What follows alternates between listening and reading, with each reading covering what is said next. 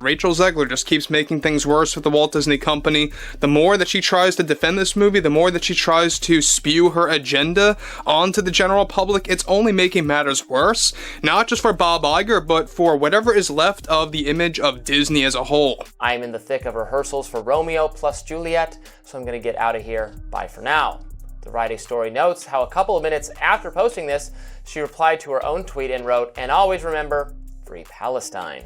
Disney's Snow White remake. Just the name conjures images of childhood magic, timeless stories, and the untouchable legacy of Walt Disney himself. But what was meant to be a sparkling modern update has instead morphed into a full-blown public relations catastrophe. We're talking a fairy tale gone horribly wrong, a PR nightmare of epic proportions, and a studio grappling with a crisis that could tarnish its golden image. From vicious online attacks to hushed emergency legal summits and whispers of sabotage from within, the story of Disney's Snow White remake is no longer a charming tale for children. It's a shocking expose of Hollywood pressure, clashing agendas, and the brutal realities of modern blockbuster filmmaking. Buckle up, because this is the story of how a dream project turned into a very real, very public, and very expensive disaster. Jonah Platt, whose father helped produce the latest Snow White film, had some very harsh words for star Rachel Zegler. For context, Variety wrote a report recently titled "Inside Disney's Snow White Fiasco: Death Threats, Beefed Up Security, and a Social Media Guru" for Rachel Zegler. Evie Magazine wrote on X, "When you compare how Rachel Zegler spoke about Snow White to how other actresses who played live-action Disney princesses spoke about their character, really underlines just how poorly she carried herself." And a lot of what you see with Zegler is really just this pretty common Gen Z mentality and approach to work. The casting announcement of Rachel Zegler, a rising star fresh from the critical acclaim of West Side Story, initially seemed like a stroke of progressive genius. Here was a young, vibrant Latina actress poised to breathe new life into the timeless role of Snow White, a symbol of inclusivity and contemporary representation. Yet, the initial wave of optimism soon crashed against the rocks of Zegler's own pronouncements. It wasn't simply that she offered a fresh perspective. It was the tone and content of her pre-release interviews that ignited the first sparks of dissent. She didn't just gently suggest updates were needed. She delivered a series of pronouncements that felt, to many loyal Disney fans, like a direct assault on the sanctity of the original film. The original cartoon came out in 1937, Zegler stated, not as a simple fact, but as a prelude to critique, and gasp, it's very dated in terms of where women should be. This wasn't just about acknowledging changing times, it was a judgment, a dismissal of a cinematic landmark. But the real lightning rod was her characterization of Prince Charming. The original Prince Charming, she declared with a dismissive air, literally stalked Snow White. This wasn't just a modern interpretation, it was a reframing, a near accusation leveled against a character beloved for generations. Online forums and social media platforms became battlegrounds, disrespectful, ungrateful, woke agenda pushing. These were just a few of the milder epithets hurled at Zegler. Fans, deeply emotionally invested in the nostalgia and innocence of the original Snow White, felt betrayed, as if their cherished memories were being denigrated. It wasn't merely about disagreeing with an actress's opinion, it was about a perceived cultural clash, a sense that a cherished icon was being sacrificed at the altar of modern ideology. This initial backlash wasn't just a storm in a teacup, it was a harbinger of far greater turbulence to come. Variety breaks down how after this tweet went viral, the studio was shocked that she would mix a promo tweet with a political statement. As a result, Mark Platt flew to New York to speak with her in person. I'll quickly mention this. The son of Snow White producer Mark Platt, Jonah Platt is the son's name. He is speaking out publicly against Rachel Zegler and blaming her for the film's catastrophic failure at the box office. The premiere of Snow White wasn't just disappointing, it was a financial earthquake for Disney. Imagine a studio accustomed to blockbuster gold suddenly staring into a black hole of red ink. The production budget, whispered to be hovering between a colossal $240 and $270 million, figures usually reserved for superhero epics, vanished into thin air. Domestically, the film sputtered to an opening weekend of just over $43 million, a figure that wouldn't even cover the marketing budget for most tentpole releases, let alone production costs. Globally, the situation offered scant solace, with a worldwide tally struggling to climb past $84 million. To put this in perspective, Disney's live-action remakes are typically box office juggernauts, often exceeding $1 billion in global revenue. Snow White wasn't just underperforming, it was cratering, becoming a stark outlier in Disney's otherwise lucrative remake strategy. Critical reception mirrored the audience's apathy, if not outright hostility. Review after review lambasted the film for its perceived departures from the source material, its heavy-handed attempts at contemporary messaging, and a pervasive lack of the whimsical charm that defined the original. Words like soulless, generic, and uninspired became commonplace in critical assessments. And then came the stinging public rebuke from within. Jonah Platt, son of producer Mark Platt, didn't just offer a nuanced critique. He launched a full frontal assault, directly attributing the film's catastrophic failure to Rachel Zegler herself. His words, amplified by industry publications and social media, weren't just insider gossip. They were a public declaration of internal fracture, a producer's family member openly blaming the film's star for its spectacular demise. This wasn't just a box office disappointment, it was a public humiliation, a financial hemorrhage compounded by a deeply fractured narrative of blame and recrimination. The studio, accustomed to basking in the glow of cinematic triumphs, was now forced to confront the chilling reality of a very public and very expensive failure. Narcissism is not something to be coddled or encouraged. Ziegler isn't the only one who has made political statements, though. Her co-star Gal Gadot, who plays the evil queen, expressed her staunch support for Israel. Picture this: a sterile, high-ceilinged conference room, the air thick with unspoken tension. Rachel Zegler, not in glamorous red carpet attire, but flanked by her own phalanx of legal counsel, facing down Disney's formidable legal eagles. This wasn't a creative brainstorming session, it was a legal intervention, an emergency summit convened under the shadow of potential litigation. The atmosphere, insiders whispered, was less collaborative discussion and more strategic maneuvering. The stakes? Potentially colossal. Disney's legal team, renowned for their aggressive brand protection, was reportedly dissecting Zegler's contract with forensic precision, scrutinizing clauses related to promotional obligations, media conduct, and the nebulous concept of reputational harm. Were they building a case for breach of contract? Were they exploring avenues to recoup some of the staggering financial losses by holding Zegler accountable? Conversely, Zegler's legal team was undoubtedly prepared to defend her, likely armed with evidence of Disney's own marketing directives and the studio's alleged role in shaping the controversial narrative. The meeting wasn't just about assigning blame, it was about legal strategy, damage control, and the looming specter of a protracted and deeply damaging lawsuit. The fairy tale setting had been replaced by the cold, calculating world of Hollywood law, where contracts are weapons and reputations are collateral damage. The emergency summit wasn't a sign of reconciliation, it was a clear indication that the conflict had escalated to a new, far more adversarial and potentially very expensive phase. I mean, he's totally right. Now, of course, as we covered, the movie is terrible anyway, in its own right. It was probably going to underperform regardless. People are tired of the soulless cash grab remake thing. The post-mortem of the Snow White disaster quickly devolved into a frantic blame game, a desperate attempt to pinpoint a single culprit for a multifaceted failure. Disney, in carefully worded leaks to industry publications, subtly suggested that Zegler's pre-release pronouncements, her perceived denigration of the original film, had directly undermined audience enthusiasm and sabotaged the film's box office prospects. Were they implying a direct causal link between her comments and the financial catastrophe, seeking to shift responsibility onto the film's lead actress? But Zegler's defenders equally strategically pushed back, arguing that she was merely echoing the very messaging crafted and disseminated by Disney's own marketing department. Leaked internal communications, selectively circulated, hinted at studio directives explicitly instructing cast members to emphasize the modern, empowering, and updated nature of the remake, contrasting it sharply with the perceived outdated elements of the 1937 animation. Was Zegler simply a spokesperson faithfully delivering the lines she was given, only to be abandoned and scapegoated when the marketing strategy backfired spectacularly? Adding to the intrigue, whispers of internal sabotage began to circulate within industry circles.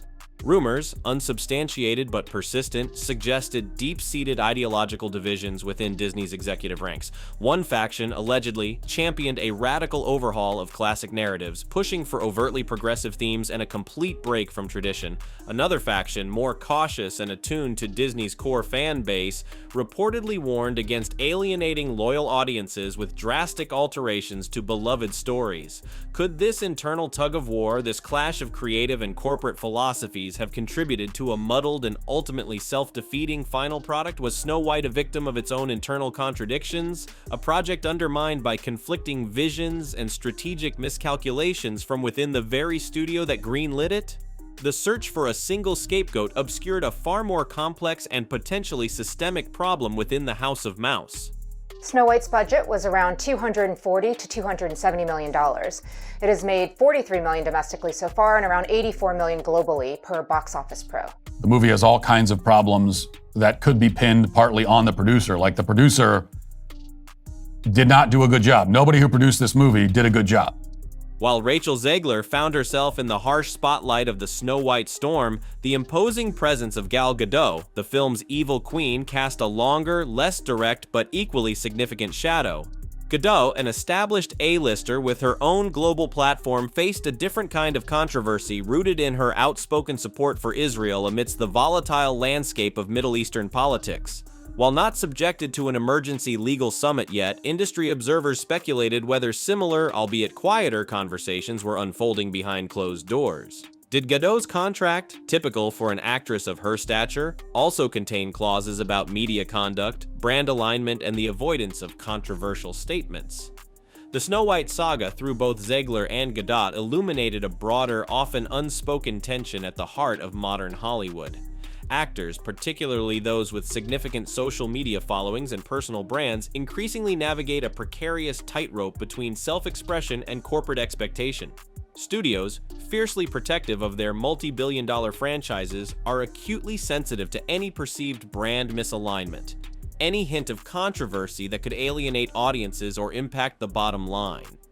The potential for brand protection clauses in actor contracts, once a niche legal detail, has become a critical point of negotiation and potential conflict. The Snow White debacle, therefore, wasn't just about one film's failure, it was a microcosm of a larger Hollywood reckoning, a reevaluation of the power dynamics between studios and stars, the evolving boundaries of acceptable public discourse, and the ever-increasing pressure on actors to be both authentic individuals and meticulously crafted brand ambassadors. The film received backlash for various reasons in the lead up to its release. Zegler had called the original Snow White movie dated and weird and said Prince Charming was a stalker. Apart from all of the political controversy started by the actress, so the movie had all kinds of problems creatively and conceptually. The ripples from the Snow White implosion extended far beyond Hollywood's inner circles, reaching the very boardrooms and shareholder meetings of the Walt Disney Company. Investor anxiety surged, fueled by the fear that this wasn't an isolated incident, but a symptom of a deeper malaise within Disney's core strategy. The once reliable live-action remake formula, a consistent cash cow in recent years, suddenly appeared vulnerable, even toxic, where Disney executives, in their pursuit of modernization and relevance, inadvertently alienating the very demographic that had fueled their decades-long success families, nostalgists, and loyal Disney enthusiasts. Financial analysts began to scrutinize Disney's stock performance, questioning whether the Snow White stumble signaled a broader decline in brand equity and long-term profitability. Leaked internal emails, snippets of which found their way into the media, revealed a palpable sense of pre-release unease within Disney's executive ranks. Concerns about the film's direction, its tone, and its potential reception were apparently circulating months before the premiere, suggesting that the studio wasn't entirely blindsided by the negative reaction. The frantic post-release pivot by the marketing team, the hasty attempts to downplay Zegler's controversial interviews, further underscored a sense of panic and damage control in overdrive. For shareholders, the Snow White fiasco wasn't just about a single film's losses, it was about a fundamental crisis of confidence, a growing unease that the magic, the very essence of the Disney brand, might be fading, replaced by missteps, miscalculations, and a disconnect with its core audience. The question echoing through boardrooms and shareholder meetings was stark and unsettling. Has Disney lost its way? EV Magazine wrote on X, when you compare how Rachel Zegler spoke about Snow White to how other actresses who played live-action Disney princesses spoke about their character, really underlines just how poorly she carried herself. There's no doubt that she drove the final nail into this movie's coffin. She probably drove the final 2 or 3 nails into the coffin. Beyond the studio boardrooms and Hollywood backlots, the most visceral and arguably most impactful reaction to the Snow White remake has emanated from the very people Disney ultimately seeks to entertain, the fans. But fans in this context is not a monolithic entity. It's a diverse spectrum ranging from die-hard Disney devotees who grew up on the animated classics, to more casual moviegoers seeking family-friendly entertainment, to a newer generation drawn to contemporary storytelling and diverse representation. And within this spectrum, the responses to Snow White have been as varied and often as volatile as the film itself. For a significant segment of longtime Disney fans, the remake felt less like a respectful update and more like a wholesale betrayal of cherished childhood memories. Nostalgia, a powerful force in the entertainment world, collided head-on with Disney's apparent push for modernization. The criticisms weren't simply about plot changes or visual aesthetics, they were about a perceived assault on the very spirit of Snow White, the innocence, the romance, the timeless fairy tale charm that resonated across generations. Online forums and comment sections became digital battlegrounds, with fans passionately defending the original animation against what they viewed as a cynical and misguided reimagining. Accusations of wokeness, political correctness, and a disregard for traditional storytelling became rallying cries for a vocal segment of the audience. But it wasn't just about negativity. Other viewers, particularly those from younger demographics or those who prioritize representation and progressive themes, expressed a different perspective. Some argued that updating classic tales for modern audiences is not only necessary but essential for keeping them relevant. They applauded Disney's attempt to address outdated tropes and create a Snow White for the 21st century, even if the execution fell short. This clash of perspectives highlighted a fundamental tension at the heart of Disney's remake strategy: how to balance the powerful allure of nostalgia with the imperative to evolve and remain contemporary. The Snow White fiasco became a stark illustration of the risks inherent in misjudging the delicate balance between honoring the past and aggressively pursuing a modern agenda. The audience, in its fractured and impassioned response, delivered a clear message: tread carefully when reimagining beloved classics. The roar of fan backlash can be deafening and devastating. She believes that she should be able to express herself and speak her truth, or whatever nonsense, regardless of the consequences to everybody else. In the wake of the Snow White catastrophe, the crucial question facing Disney isn't just about damage control. It's about fundamental self-reflection and strategic recalibration. Will the studio learn from this expensive and very public misstep? Or will they double down on a remake strategy that appears increasingly fraught with peril? The Snow White debacle serves as a potent case study in the potential pitfalls of aggressively modernizing beloved classics, particularly when perceived as disrespecting the source material or alienating core fan bases. One immediate lesson, perhaps, is the need for greater sensitivity and nuance when approaching remakes. Instead of wholesale reinventions, perhaps a more measured approach focused on subtle updates and respectful adaptations might be more palatable to audiences craving both nostalgia and novelty. Another crucial takeaway is the importance of listening to and understanding the diverse voices within the Disney fan community. Ignoring or dismissing passionate fan feedback, particularly when it stems from a deep emotional connection to the original stories, can be a recipe for disaster. Moving forward, Disney might need to engage in more meaningful dialogue with its audience, perhaps through early screenings, fan surveys, or more transparent communication about creative choices. Furthermore, the Snow White saga raises broader questions about the future of the live-action remake trend itself. Is audience fatigue setting in? Are viewers becoming increasingly resistant to what they perceive as soulless cash grabs and uninspired retreads of familiar stories? The success of future Disney remakes may hinge on a fundamental shift in approach, moving beyond mere replication and embracing genuinely innovative storytelling while still honoring the core elements that made the original so beloved.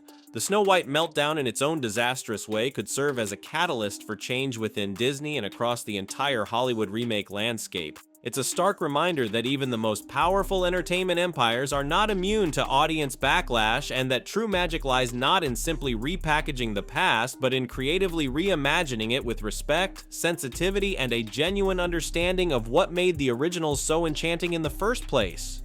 The future of Disney remakes, and perhaps the very future of Disney's brand, may depend on whether they heed the lessons learned from this very public, very painful fairy tale fiasco. In reality, you have a job. You're getting paid to do this job. You signed on the dotted line. You took on the role. You took the job.